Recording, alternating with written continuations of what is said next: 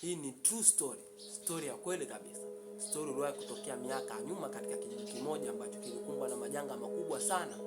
Majanga ambayo yalisababishwa kuwepo kwa roho ya kisasi, roho ambayo ilisababishwa na dhulma ya haki kwa kuuliwa kijana mmoja katika kijiji hicho kwa kupigwa na kuzikwa akiwa uhai bila kuwa na kosa lolote. Ambayo roho hiyo ya kisasi iliwaandama sana wana kijiji na kijiji hicho, ambapo mwisho wa siku kijiji kilionekana kama kina laana baada ya kuwepo na roho na vitisho vingi vikitokea katika kijiji hicho.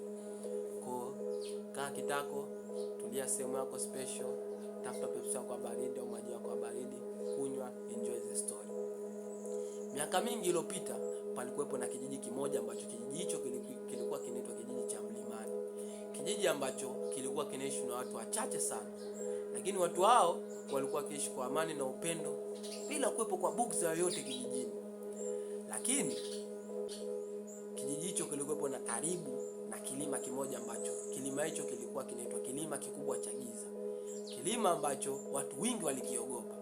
Kilima ambacho mtu alikuwa na wasiwasi hata kukikaribia hivi.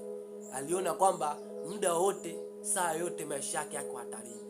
Na wazee wa kijiji hicho walikuwa wakisema kilima hicho ni kilima ambacho kina siri nyingi sana, na yoyote atakichokoza basi giza litamwandama hadi mwisho. Lakini vijana wa kijiji hicho hawakuwahi kuamini. Waliona ni propaganda tu, kama unavyojua tena Gen Z. Kwa hiyo kitu ukiwaambia wanaona watatuambia nini hawa? Vijana kipindi hicho waliona watatuambia nini? Hao ndio kizazi cha Gen Z. Hawakuwahi kutaka kusikia wazee wa kijiji hicho wanasema nini. Waliona ni propaganda tu.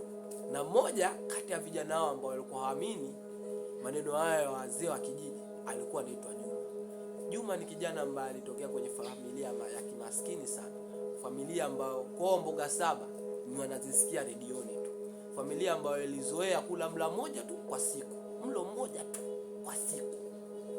Kwa familia yake ilikuwa imekumbwa na umaskini sana. Lakini licha ya yote ni kijana ambaye alikuwa na upendo na mwenye kupenda kusaidia watu katika kijiji hicho. Lakini hakuwahi kuamini maneno ya wazee wa kijiji kuhusu kilima kile cha giza. Siku moja wakati anarudi kwao, usiku mkubwa ulikuwa umeenda sana. Alikuwa ametoka sehemu anarudi zake. Ilikuwa mida kama mishale ya saa 6 hivi kwenda saa 7. Anarudi zake nyumbani. Kuna njia, wakati anarudi alikutana njia mbili.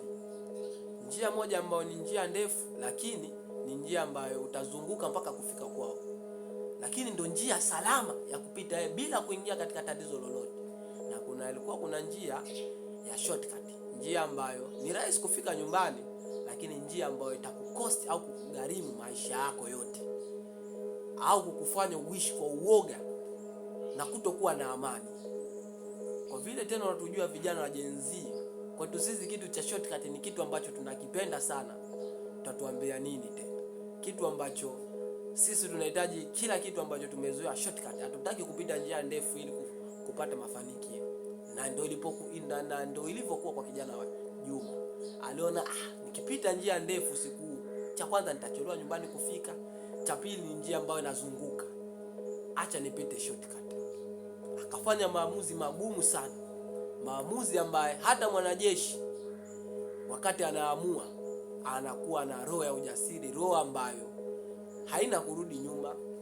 Na ndio Juma alichofanya. Akaamua apite njia shortcut, njia ambayo ukipita lazima ukaribiane na kilima kile kikubwa cha giza. Kweli aliamua kupita. Alipita, wakati anakikaribia kilima kile cha giza alisikia minong'ono kwa mbali. Yaani kama watu wanaongea hivi.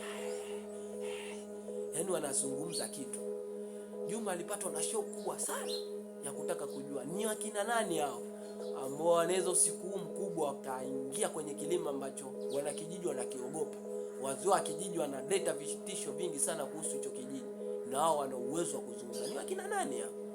Juma alikuwa na shauku na akaona hii siishie hapa. Akasitisha hata safari ya kurudi kwao. Akaona ngoja kwanza kabla sijarudi nyumbani nitake kujua hii minong'ono ni akina nani. Akasogea katika mti mmoja mkubwa sana, ajibanze katika mti mkubwa ambao ulikuwa pembeni yake, ili kuchungulia ni akina nani wale ambao wananong'ona na wanafukia kitu ardhini. Kweli akakaa pembeni ya mti huku akichungulia. Kwa mbali alimwona mzee Kalinga na watu wake.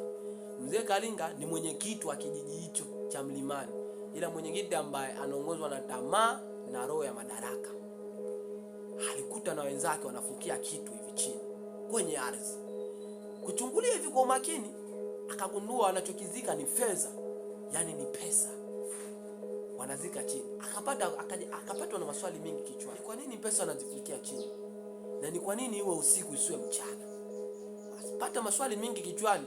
Baada ya kuona tukio hilo, ambayo ni tukio la siri ambao mzee Kalinga na watu wake walikuwa wakilifanya kila usiku unapofika, akaona aondoke kwao, aende kwao, lakini akiwa na wasiwasi mkubwa, huku akiangalia huku na kule kutaka kujua kuna yoyote ambaye amemuona.